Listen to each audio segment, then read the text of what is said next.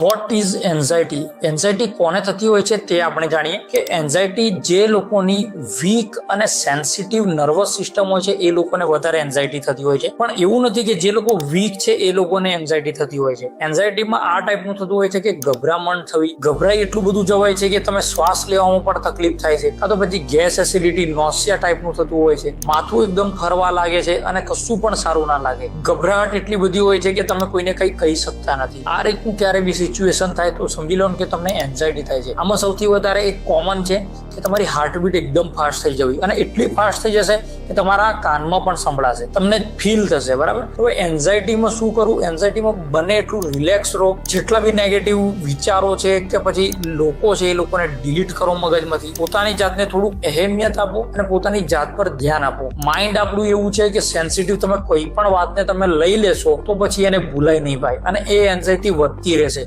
તમારા mental health પર વધારે ધ્યાન આપો અને મળીએ આવા નવા વિડીયોમાં.